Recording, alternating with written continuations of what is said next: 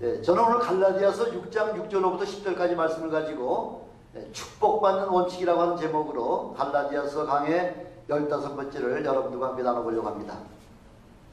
수많은 인생들이 추구하는 것이 축복이죠.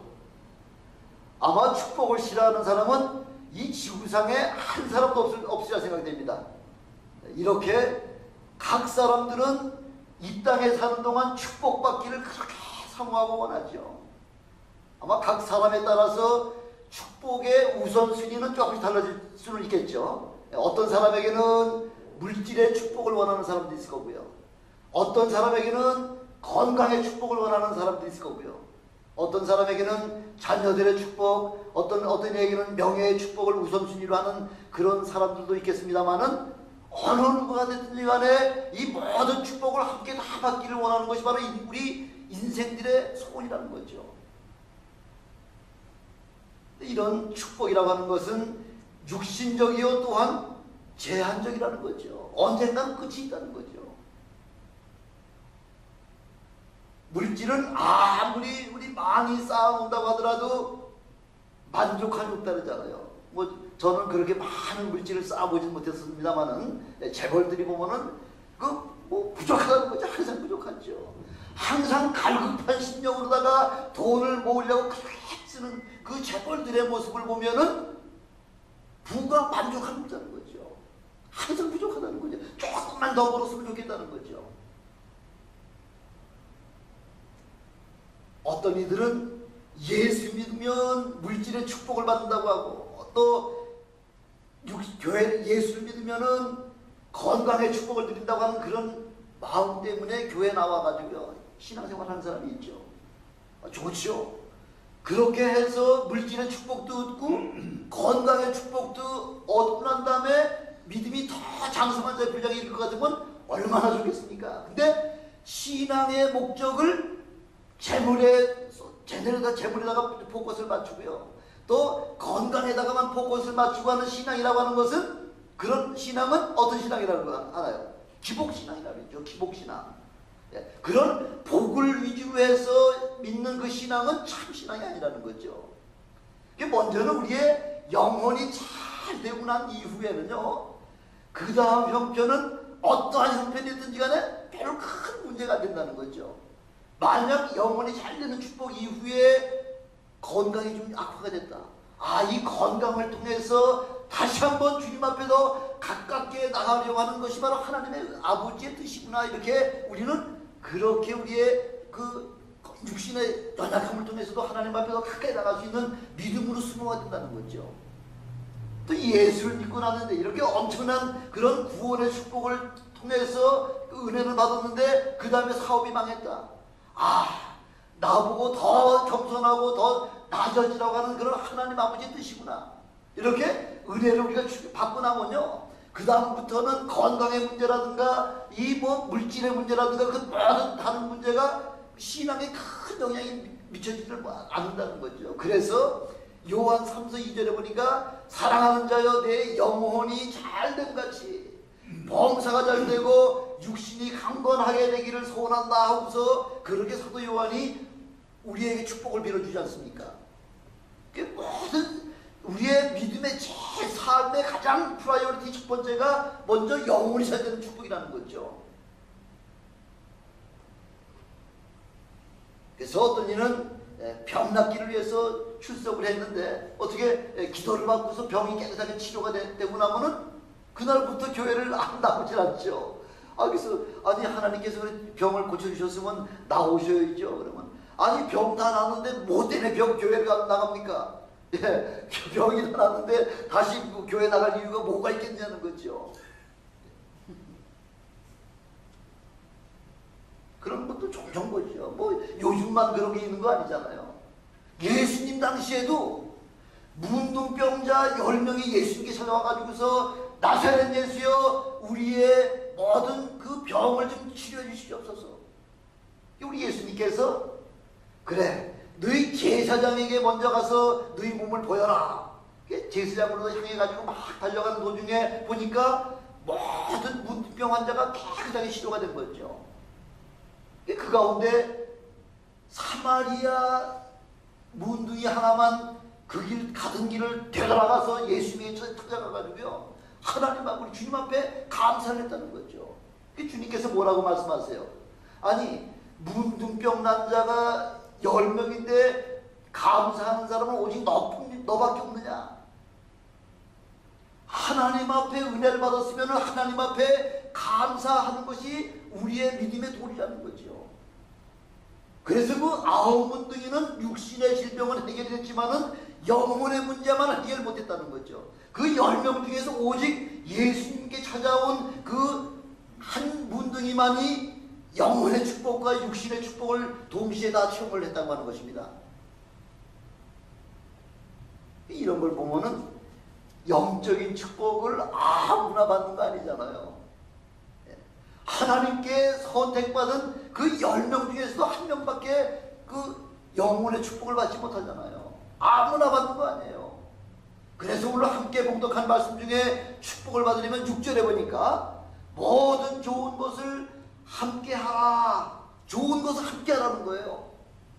너 혼자만 누리지 말라는 거죠. 함께 하라고 하는 말이 헬라어로다 뭐라고 하냐면은 코이노네오라고 하는 말이에요. 코이네네오. 함께 나누라는 거죠. 이 코이노니아라고 하는 이야기 많이 들어보셨죠? 코이노니아. 교제죠, 교제.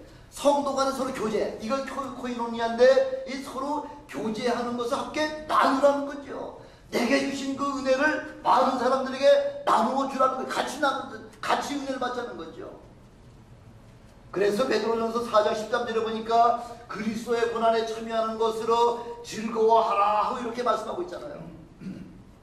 예수님의 고난에 함께 참여하는 거라 말미암아 고난은 반으로 고난의 그 농도는 반으로 줄어들고요. 기쁨은 배로다가 올라가는 것이 바로 이게 함께 참여할 때 그렇게 엄청나게 우리에게 하나님께서 베풀어 주신다는 것입니다. 제가 지난주에 중국 선교사님 그 강호빈 목사님이 그 순교하셨다는 말씀 제가 드렸지 않습니까? 이 강호빈 목사님이요 2만 톤이라고 하는 그 엄청난 큰 배를 항해하는 1등 항해사예요. 그 사모님은 한 전라도에서 만석군이라는데 만석군 뭐 엄청나게 부자에다가 아주 미모도 특출한 데다가 이렇게 아주 뭐 두 부부가 가정적으로나 모든 생활적으로나 뭐 삶적으로나 일체 부족한 것이 하나도 없는 분들인데 그분들이 어느 날 예수 그리스도로 말미암아 복음의 은혜를 체험하고 나니까 이 엄청난 복음을 나와 우리 부부만 가질 수 있을 수가 없기 때문에 그래서 가장 어렵다고 하는 저 중국 동북 삼성 쪽으로 가가지고요 그 북한의 배고픔을 견디지 못하고 탈북하는 그 탈북자들에게 내가 받은 은혜 내가 받은 축복을 함께 나누어 보려고 그분들에게 가가지고 계속 선교를 했다는 거죠. 탈북자 선교라는 거죠. 여러분 탈북자 선교 쉬운 거 아니에요. 우리 송집사님 잘 아시겠지만 여기 와 계신 분들 미국에 지금 와 있는 그 탈북자들이요 아주 성격이 보통이 없습니다. 왜 그렇게 다루지 않냐면은 그분들 함부로 다룰 수 없는 게 탈북자들이에요. 그 이분들을 그렇게 섬기다가 작년에 북한 공작원이 그 독침을 팍 쏴가지고요. 독침 맞으면 그 자리에서 그냥 아무리 쏘다가 죽어버리는 거죠. 근데 어떻게 하나님께서 은혜를 베풀어 주셔서 그 죽음에 두 사람이 또 독침을 맞았다는데 한 사람은 죽고 한 사람은 이 강호빈 선교사님은 목숨을 부지하고 간신히 한국에 넘어와가지고요. 한국에서 병원에 가서 3개월 동안 독을 빼내느라고 3개월 걸렸다는 거죠.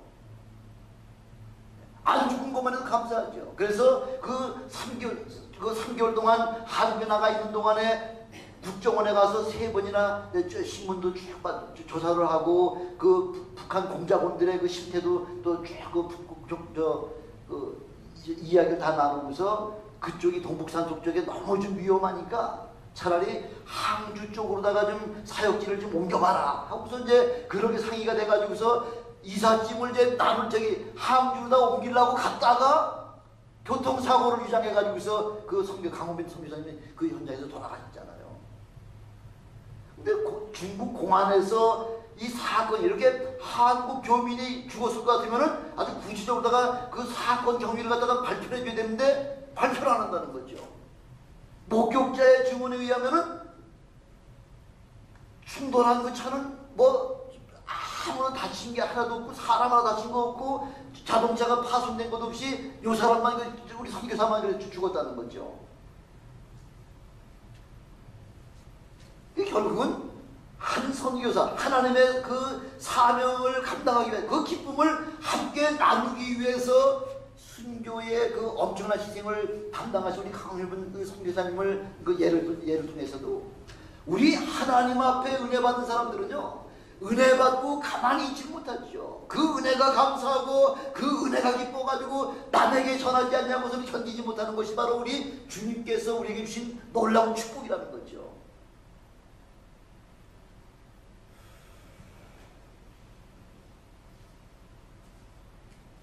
바로 지금 사도 바울은 지금 무슨 말씀을 하고 계시는 거예요? 사도 바울께서는 6절에 보니까 가르침을 받는 자들, 여러분들 가르침 받는 자들이잖아요. 가르침을 받는 자들은 말씀을 가르치는 자와 모든 것을 함께 하라, 그렇게 우리에게 말씀하고 있는 거죠. 함께 하라는 거죠. 우리가 하나님의 말씀으로 은혜를 받았으면 우리는 육신적인 물질적인 것으로 주의 종들을 대접하라지 그 얘기 하시는 거예요. 왜? 그렇게 하는 것이 빌립보 4장 17절에 보니까 너희에게 유익하고 과실이 번성하기 때문에 그래서 사도 바울이 권면하는 거예요. 너희 가지고 있는 거 그거 뺏어가지고 저 사람 주려고 그렇게 하려고 하는 것이 목적이 아니라 오히려 그렇게 함으로 말미암아 더 풍성한 유익을 여러분들에게 베풀어주게 하기 위해서 그렇게 사도 바울이 지금 권면하고 있는 것입니다. 우리 사도 바울은요, 자기 자신에 대해서 철저한 사람이죠. 어떻게 철저했습니까? 바울은 친히 천막을 만드는 일을 하면서 자기가 선교에 필요한 그 돈들을 자기가 벌어서 자비랑 선교를 한 분이 바로 사도 바울이잖아요. 그래서 고린도 후서 11장 9절에 보니까 아무에게도 내가 누를 끼치지 아니했고 모든 일에 너희에게 폐해를 끼치지 않기 위하여 스스로 조심했다, 이렇게 사도 바울이 말씀하고 있는 거죠. 내 선교를 위해서 선교비 좀 내놔, 이렇게 말씀 안 하셨다는 거예요. 모든 걸 자기가 친히. 그래서 사도 바울을 갖다 뭐라 그랬죠? 텐트 메이커라 그러잖아요. 텐트를 만들면서 선교를 해가지고, 왜? 물질 때문에 자칫 잘못하면은 조금 추하게 되는 경우가 있죠. 물질을 요구하다가 자칫 잘못하면은 좀 사람들에게 우습게 여기고 경홀히 여기게 될까봐 사도 바울은 아주 철저하게 이렇게 자기 자신을 죽여가면서 그래서 선교했다는 거죠. 그 비결이 뭡니까? 다른 비결 없어요. 사도 바울은 스스로 나는 비천에 처할 줄도 알고 풍부에 처할 줄도 알지만 오직 빌립보 교회에서만 나의 괴로움에 헌금으로 참여했다고 하는 것에 대해서 칭찬하고 있잖아요.